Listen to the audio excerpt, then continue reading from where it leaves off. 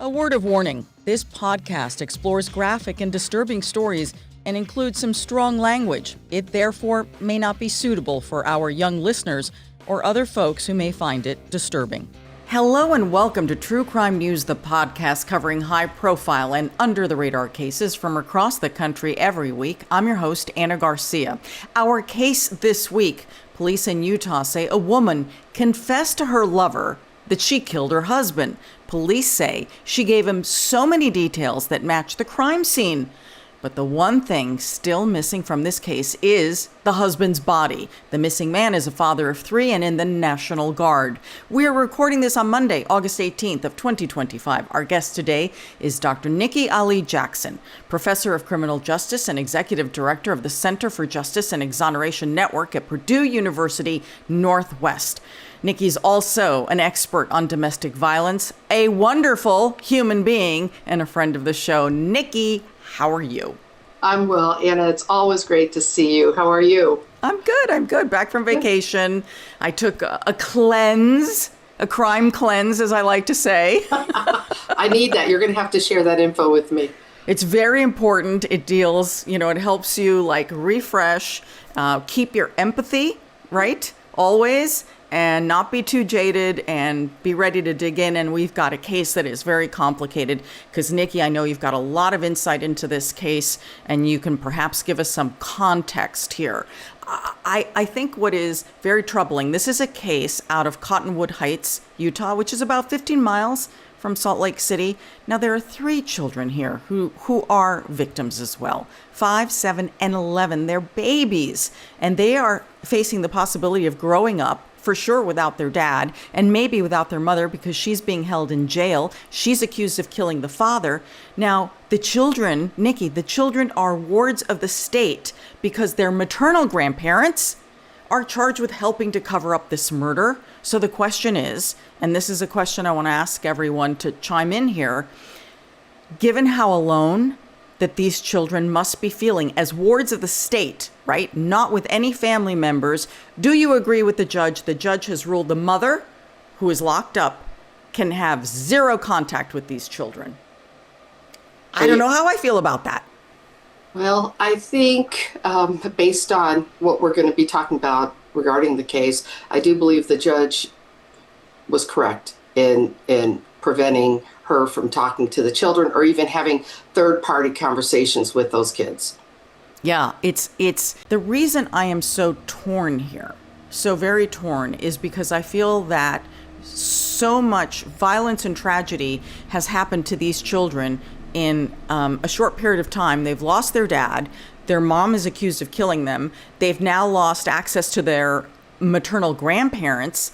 And who knows these children that can have any contact, even if it's just to reassure them that they're loved by their mother. And I know I could be on the wrong side of this one. I don't know. I mean, I don't think any of us really know the answer, but I think the judge made the right decision in trying to protect the children, because if these children are aware of what may have happened that night, she may be trying to, get some information to them. Or, just, do you remember the Diane Downs case, when we've got this woman who is accused, she's now in prison, she shot her children and one survived and maybe 2 survived. But regardless, she tried to talk to one of the children, and that's very traumatizing for children because you are torn. You love your parents, and even knowing that they may have done something tragic, they're still your parent. Yeah. It was just, as I was watching this hearing, usually I feel pretty strongly about something. And on this one, I got to tell you, I just don't know. But I understand why the judge ruled the way that he did. I guess I just feel the 3 of them so alone in the world, with so many family members accused, and then your daddy dead. It just pains me. All right, we're talking here about the case of 42-year-old Jennifer Gledhill. She is charged with first-degree murder. Police say she shot her husband, 51-year-old Matthew Johnson, in the head while he was sleeping. Matthew was in the Utah National Guard, specifically in the 19th Special Forces Group. Prior to this, he was a U.S. Marine. Now, police say that Jennifer allegedly confessed this murder to her lover, who then told police. The lover has not been publicly identified. In court records is referred to as the informant. Investigators also accuse her parents of helping to clean up the crime scene and cover up her tracks. Police say that her parents allegedly ordered her a new mattress as part of all of the evidence that police have gathered. Jennifer and Matthew were married for more than a decade. They shared 3 children together. While there's a detailed court record here, Nikki, of the alleged evidence, what isn't clear is everything that was going on in the marriage. Clearly, there was a problem. There are some news reports that share that he, meaning the husband, victim, Matthew, was very frustrated that she was having an affair, but then she, meaning Jennifer, had tried a few times to get restraining orders against Matthew, was denied. Who are we to believe here as to what was going on and what possible violence could have led to this? Well, I think that's a great question. We obviously don't know the answers because we don't have enough information, and I don't want to speculate on what to believe. But what I do know is that the judge had videotape or audio tape of Jennifer, who had taped recordings between herself and her husband, and showed it to the judge and tried to show, hey, listen, I'm in an abusive relationship. And the judge says, wait a minute. After listening to this, it appears you are the instigator. You are provoking your husband. And so he denied her the protective order. Now, that's interesting, Nikki, because you say there could be some other audio or video evidence from a previous relationship of his that may suggest he may have been violent. Yeah, I just this morning happened to see a video of Matthew Johnson's ex-wife, and I watched it a couple of times because I knew I was going to be on the show talking about this case, and I wanted to better understand who Matthew Johnson is. We always have to look at the victimology, right? Of obviously Matthew. We want to know who he is. We also want to know who Jennifer is. So I watched this video, and the ex-wife, she was very clear that Matthew was aggressive. He would disappear for long periods of time. She really was corroborating what Jennifer had said. And this is the first time I'd heard any reports about, her allegations being corroborated or validated by someone. So here's this ex-wife making all these claims. I'll be honest with you, when I watched the video, I felt like the ex-wife really didn't like Matthew. Mm-hmm. And she didn't hold back about her feelings toward him. So whatever was wrong in their marriage, she said she wasn't really surprised about Jennifer's claims. But she also says in that interview that she did with the reporter that she, even with all of that, she still believes that Matthew is no longer here with us. And that's what the authorities have said. The authorities say he's not missing. This man is murdered, even though they haven't found his body yet. And they're still searching. Many of the National Guard's people that he worked with, the men and the women of the National Guard, are still searching for his body. They have like a very general area where they think he might be, but as anyone knows, when you're searching, it can be so difficult. So, and when and if they find Matthew's body, that will reveal even more information about what truly happened. After spending so much time immersed in true crime stories, break-ins, stalkers, even cases where a home security system could have changed everything, it has really made me look at my own home differently, and that is why I'm so excited to be partnering with Simply Safe. For my home, I wanted more than just peace of mind. I wanted a system that actually prevents crime, not just reacts to it. Simply Safe's Active Guard Outdoor Protection does exactly that. Its advanced AI knows who's supposed to be near your home and who isn't. If someone suspicious approaches, monitoring agents can speak directly to them, trigger spotlights, sirens, and even request urgent police dispatch before a break-in ever happens. The Simply Safe app is really easy to use. I have it on my own phone and can use it to arm the system, check my cameras, and keep an eye on things whether I'm home or away. And the AI system is such a great new feature. It learns to ignore familiar faces like neighbors or dog walkers, so it doesn't trigger any false alarms. Simply Safe has no long-term contracts. Plans start at about $1 a day, and it's been named Best Security System by U.S. News and World Report 5 years in a row. Save 50% on your Simply Safe security system when you sign up for a professional monitoring plan and get your first month free. Visit simplysafe.com/truecrime to customize yours. There's no safe like Simply Safe. So Matthew disappeared on September 21st of 2024. That's the last time we know that he was seen alive. Now, depending on who you believe here, and we don't know all the facts that he had shared. He was frustrated with the situation. One of his friends from the National Guard said at one point, this is just in the few weeks before his disappearance, he was sleeping at the National Guard facilities.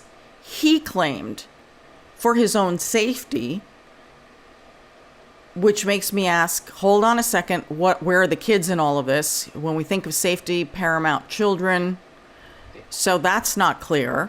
But he had shared with people that he didn't feel safe. And so clearly something's going on in this marriage because he's sleeping at the National Guard facilities and not at home. I don't know. I don't know what to think here. And this makes me think of something you said at the very beginning, Nikki. So as upset I am about the state of the children right now, certainly the 11-year-old and probably the 7-year-old, but mostly the 11-year-old, if there was domestic violence in that home, the 11-year-old for sure should be able to express in great detail to authorities what had been going on.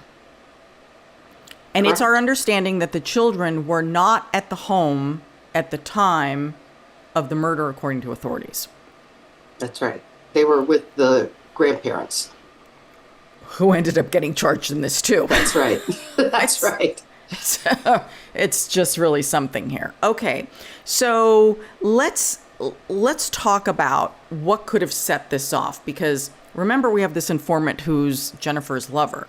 Now, he tells authorities that there was a fight that night, the last night that Matthew was seen alive, a fight in the home, and it was over her affair. This is what she tells the lover.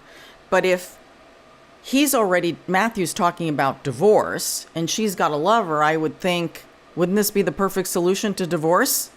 Right.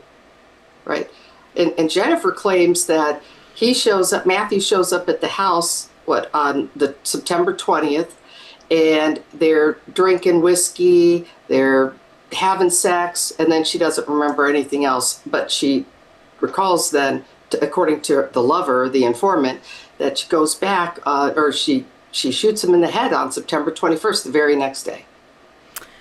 Yeah. The only thing we can at least corroborate here from the neighbors is they heard them arguing, right? So they heard an argument, something happened that night, and then he was never seen again because there's a neighbor that discusses seeing his truck and then not seeing it. So, and this can be verified by security cameras and Ring doorbells. So we have a little bit of a picture and then things that are completely missing. All right. So I think let's go to Jennifer's version as told to the informant and then told to the police. Again, I don't know if it's true, but let's see. So we're up to the point now where they're arguing, and she tells the lover it's because he found out about the affair.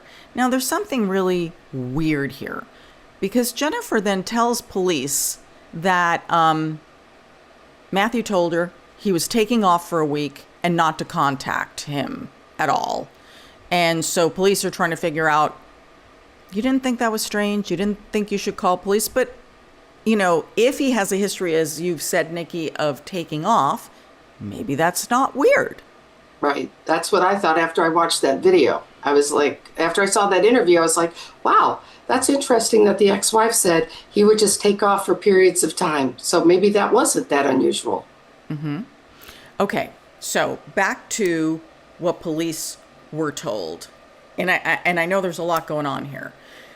So the National Guard calls police because he's about to be reported AWOL because he hasn't shown up for work. So now it's September 25th and the man's been missing and he hasn't been seen for 5 days alive. So that this is the best marker that we can give you. Now, the lover says that after this fight, you know, she came over like 2 days after the fight and after his disappearance, and that she was all shaken. She was very upset. She was completely out of sorts. And she was very upset because she had been confronted about the affair. Now, here's the weird thing. This is in the court record. She brought over some treasured prints of hers to give to her lover. What does that mean? Well, according to the lover, she said, I want you to have this. I want this to go to somebody who could enjoy this because I might be put away, you know, for the rest of my life. So she actually says that, according to the lover. Right. It's just, the whole thing is very bizarre. It's so... According to the statement that the lover made to police, which is in the court record, she, Jennifer, says that she shot Matthew in the head with his 9mm Glock while he was sleeping in their bed. And then she said that she smashed Matthew's cell phone. She then explains, she tells him how she disposed of the body. This is according to the lover. She says, allegedly, she placed Matthew's body into a rooftop storage container. I'm trying to figure this out. And then slid his body down the stairs in this container and then managed to get this container into her minivan. Now, she then told her lover that she took Matthew's body up north and then buried him in a shallow grave. The lover told police she had bruises on her arms and legs. She claimed because that was from the struggle of moving a dead body, which is very heavy. I don't know how she pulled this off if she did that alone. I mean, do you believe? I'm not accusing anyone here. But, I mean, unless this woman is, and she is definitely fit. I mean, she looks, you know, like a very fit person. She'd have to be really strong to pull this off by herself. Yeah, I think that was a question I've been asking folks too. Like, you know, how does this woman do this? And, you know, some people have said, well, when you're in that moment, there's this, you know, superpower that comes over you. And if she's got his body in this container and she slides it, that could happen. Some people have speculated that she dismembered him. I have absolutely no idea, but that is definitely a question I've had. How did she get his body down, you know, down those stairs and wherever she allegedly put him? Mm-hmm. She also expressed that, you know, she was considering taking her life. This is what the lover said, and that she may never see him again because the other thing she said was because there's no way she's going to spend the rest of her life in prison for the murder of Matthew. I would say to her, please take a look at your surroundings right now, and you are behind bars. Yeah. You can say everything you want, but look at take a look around, lady. Take a look around at where you're sitting right now. Now, here's the part that I think many of us are struggling with, but as the lover explained to the police, that at first he didn't believe this story. It was too incredible to believe. But then, I guess after the man is missing. And now you're like, oh, hold on a second. Did she really do this? The lover didn't go immediately to police, took a beat, then realized what was going on, and did manage to capture some digital forensic evidence by taking screenshots of conversations on WhatsApp and also recording a telephone conversation to provide police with her version of what happened before she was questioned by police. So this confession, I believe, especially the parts that are recorded, will be very strong, because then you're going to have to decide whether you're going to believe him or not. Right. Once this goes to trial, if it goes to trial. According to People magazine, the conversation that was recorded with Jennifer, ABC4 says that Jennifer says to him, I would never hurt a fly, says to the lover, I would never hurt a fly, but then describes her husband this way, quote, he's not a person. He wasn't a person anymore. He wasn't Matt. That could mean so much. I don't know what that means. If you're the lover, you're going to be kind of freaked out. And keep in mind, they'd only been in this affair since July, I believe. So, this wasn't like these years on end, an affair taking place. This is, I think they met through their kids, and they're having an affair since July. And then in September, you have this woman in your home at around midnight saying, I killed my husband, I shot him in the head, and here's exactly what I did. Here's the clock, here's these pictures. I mean, it's a pretty crazy story. So I think this informant did a great job in capturing the screenshots. Listen, he doesn't want to be involved in this, no. Right? Because let's be honest, you're going to be, suspected if when they find Matthew Johnson's body and they find out she's having this affair, you might be pointing to both of them, right? But what she had done at that moment was, I wouldn't hurt a fly, but he wasn't even a fly. He wasn't Matt Johnson was no longer Matt Johnson. He was just nothing. So she rationalizes what she may have done. Mm-hmm. There were also these WhatsApp messages. One of the things that she's charged with, which of course the most serious is murder, is tampering with evidence, because the lover was able to grab screenshots and like seconds later she's deleting the messages. So he manages to preserve what he can, and that's just one of the reasons that she is charged with tampering with evidence here. So in the WhatsApp message that was preserved, she wrote, I washed everything and vacuumed. It's not an issue anymore. Presumably talking about the crime scene. Okay. So And the car. And the car. Oh, yes, because later on, as we'll get into, when the search warrants are served and they start looking forensically at traffic cameras and security cameras, they catch her at the car wash. That's right. Cleaning the minivan, vacuuming, doing all that stuff. So it's at this point that Jennifer's lover comes forward, tells police what's going on. And that makes it possible for them to truly broaden the investigation, because at this point, they don't know if the man's AWOL. They don't know if he's left. They haven't gone in and searched really the house. And police say the house had been cleaned up. So maybe if you don't have a search warrant and you're just like standing at the front door, there would be nothing other than police said she was very nervous and squirrely when they first talked to her. Okay. Well, some people get nervous in front of police. That's not everything. Okay, so we've talked about how the neighbor said that they heard the argument, they saw Matthew's truck, and Matthew's truck was no longer at the house. Neighbors also tell police that they saw Jennifer's parents, Rosalie, who's 68, and Thomas, who's 71, the Gledhills, very busy in their garage, cleaning, a lot of stuff in the garage, moving. They just noticed it. I don't think it's unusual for grandparents to be there, but keeping in mind with what was going on, allegedly, all of this becomes very suspicious.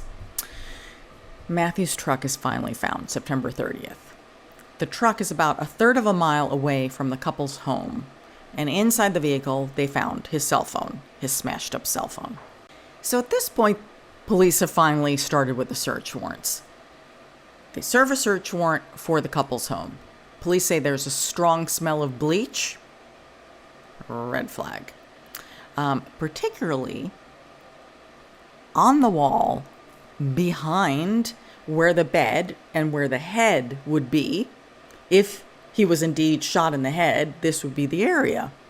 So they found that the wall looked like it had been wiped clean, so it had wipe marks. There were reddish-brown spots on the wall, bed frame, and blinds. The carpet beneath the head had been cleaned, but when they looked at it through luminol, it indicated that there had been what appears to be blood there. And the mattress was brand new mattress.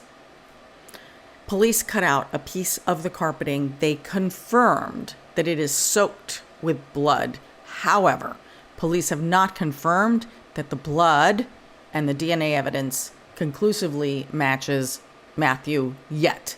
They're still testing that. Here's the other thing the police said was really interesting. To me, is fascinating, especially these days. There were no computers. There were no laptops or any devices in the home other than the modem for internet. Why would you need a modem for internet if you don't have any devices? I'm just asking. Yeah, and also the police found out when they finally got phone records, she had never called Matthew's phone after September 21st. That's interesting. She had never made a phone call to her husband after September 21. That's a bit of a red flag. It is to say, hey, the police are looking for you. To say, hey, the National Guardsmen are looking for you. The kids are crying. They're looking for you. Yeah. Hello, nothing. Isn't that interesting? Nothing. Had she not told her lover, who knows what would have happened? That's interesting. Had she not told her lover, because her lover, based on the details she allegedly told him, they certainly appear to line up with some of the evidence that police have found. Absolutely. However, Matthew still would have been missing. Police and the National Guard would still be looking for him. That's right. His truck, right, even though missing from the house, would have still been found because it wasn't destroyed. So at some point, and the neighbors still heard the argument, right? So there are things that still would have led police to that house. Would they have been able to get a search warrant as quickly? This part we don't know. That's right. Was there probable cause? I don't know. So let's get to Jennifer's car. Police also searched Jennifer's vehicle, a Chrysler Pacifica, where they discovered 6 Ziploc bags containing what appeared to be psilocybin mushrooms appeared to be packaged for individual sale, along with $206 in cash. The implication here, according to the charges, is she may have been selling them? Yeah, may have been selling drugs? Possibly. I mean, interesting that they found those. If we look at the fact that she also asked her father for money, why did she need all this money? What was the need for this cash, whether she was selling these drugs? But what we do know is she asked her dad for money, $13,000, and the father gives her $1,000 prior to Matthew's disappearance. So what was the need for the money? Someone that is argued, interesting. Was she trying to hire somebody? Was to off her husband? Was she going to leave him? I mean, I don't know the answer. But what was the need for $13,000 and the need to sell these drugs? It's so confusing. It's so confusing. This alleged evidence just doesn't line up with a clear picture of what was going on. I feel it's like there's just like these little things that are firing and they're not necessarily connected, or at least I'm not sure I can connect all the dots. And I don't think we're going to until the police really give us the information. We only know what's been out there in the media, but I think there's a lot more information that's being withheld that we'll learn more about later. So let's get to the GPS data on her phone, because there's certainly something that's lining up with some of what she said and where her vehicle was picked up. So her GPS data indicates that about 6 a.m. on the 22nd, we presume that Matthew is dead at this point, according to police. This is after they're heard arguing. Her phone pings near where Matthew's truck was found. Why would it be there? Maybe she'll have a logical answer for it. Maybe. Dropped him off. I don't know. But there's a ping. Now there's a call to her father. Here's what's interesting. Then the phone is shut off for 3 hours, then powered up again, and another call to the father. The implication could be, in those 3 hours, is it possible police suspect she may have been able to dispose of Matthew's body? Don't know. It's really unclear here. We do know, as we've said, security cameras did pick up her vehicle around town, at the car wash, cleaning and vacuuming, all lining up, not just with the security video that looks like her and the license plate that matches, but her GPS matches. So police decide to serve search warrants on the parents' house at this point, and they find a tote bag, which I guess was her overnight bag or something like that.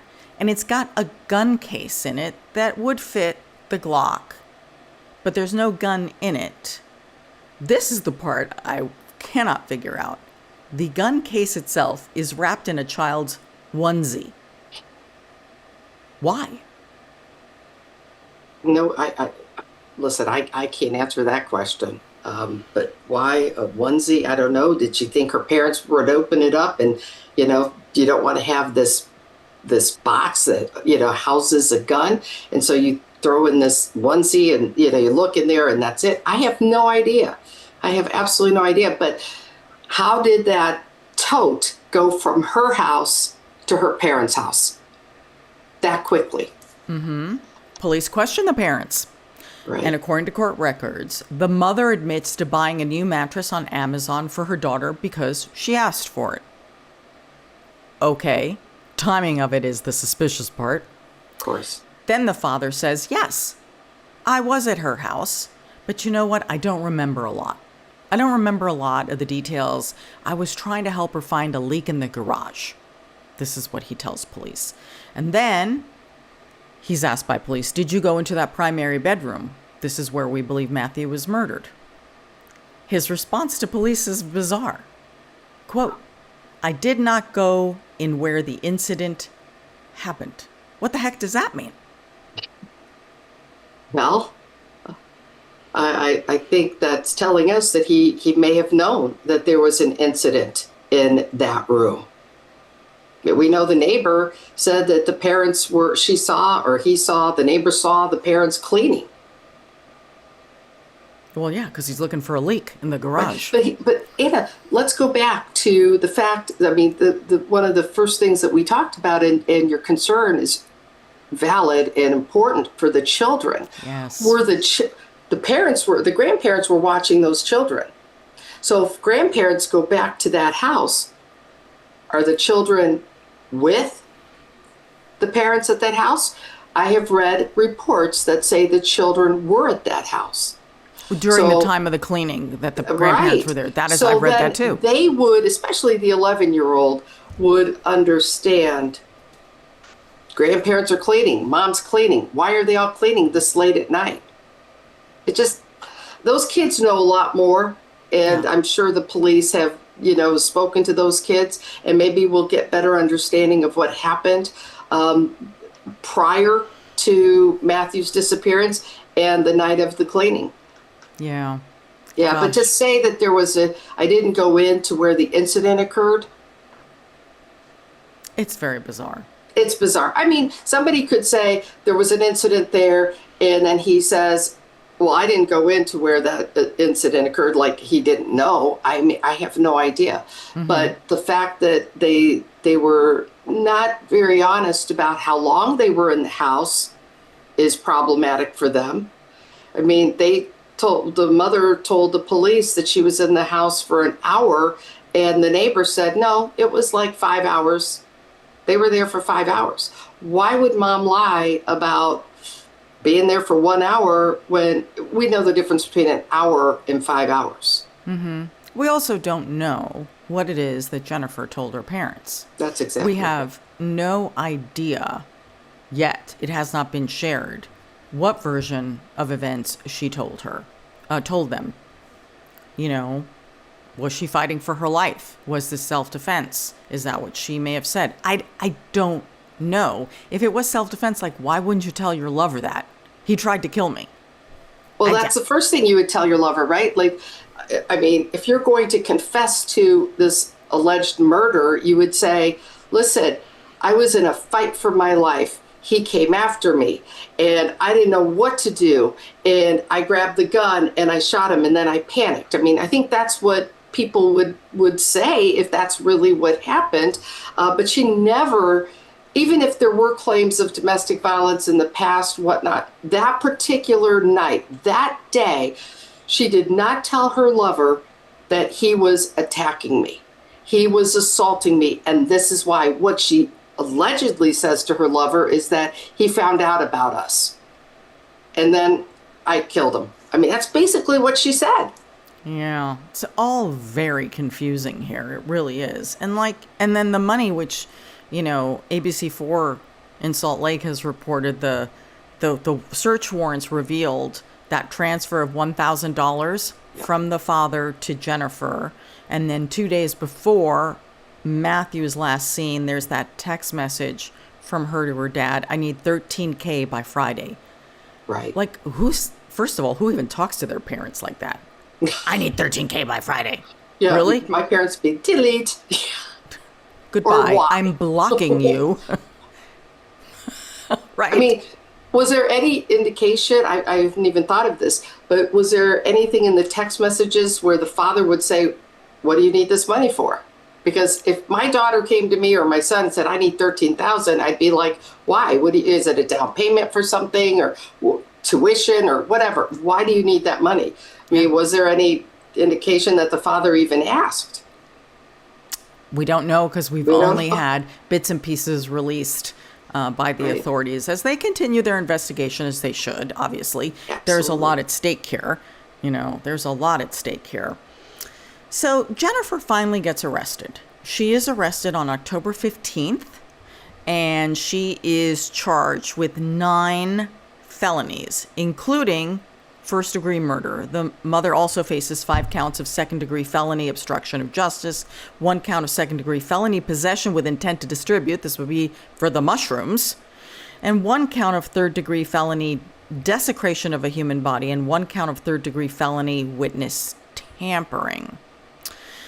Now, in addition to Jennifer's arrest, authorities have now arrested her parents on suspicion of obstruction of justice for allegedly helping their daughter clean up the crime scene and cover her tracks. Okay, Matthew's body still has not been found. We've said that at the top. Authorities are still searching. So are at least 100 of Matthew's fellow soldiers helping to search to figure out where in the world his body is. And, you know, they're still trying to figure out if there's anything in the GPS data that could indicate any location to narrow things down. Now, here's another complication, because there's a lot going on here. There have been all these hearings. Like there was a hearing where the mother, who is behind bars, and the attorney asked, please, the mother wants to have contact with the children. The judge ruled, no, you are not permitted to have any contact with these children. Now, here's another issue. Okay, Matthew had a life insurance policy. And the insurance company went to the judge and said, well, we don't know what to do here. We have $500,000.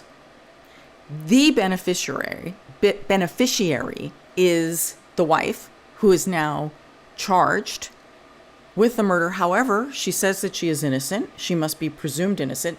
We don't know how this is going to go. We don't know if this is going to go to trial and she's going to be acquitted. Here's the other thing. The insurance company can't just give the money to the kids because the kids aren't the beneficiary. Okay, so the insurance company says, Judge, I can't handle this. Please take this money, you hold it, and you figure this out because we don't want any liability here. Right. Because they, if she's acquitted and they pay it out to, if they are able to pay out the children, even though they aren't beneficiaries, now they're going to have to pay her too. Right.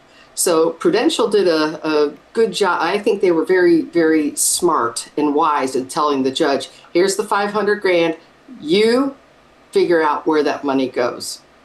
I don't know why that has to be paid out immediately. I don't know why they can't wait until after the trial. I don't know what this rush is, because we've heard other cases where, very similar, where there's life insurance involved. Why can't they just hold on to that money? But maybe they just don't want any part of it. Here, Your Honor, you take care of it. Yeah, I think it's that they just want to wash their hands of it. They don't even want to be stuck with it. And then answering these questions for the next few years as this thing makes its way through the courts. They're just like trying to pull themselves out of it. And you're right. Most of the time, the insurance companies, because they have lots of investigators, they just sit and wait until the courts have decided everything.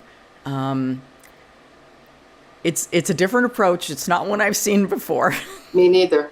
Me neither. And what's really, I think it's interesting is with the parents, with their arrest. I think that the prosecutor, if I'm the prosecutor in this case, one of the things I'd be doing is going to mom and dad and saying, help us. We'll dismiss these charges. We'll let you, we'll whatever, we want his body. So you help us, Jennifer, find his body.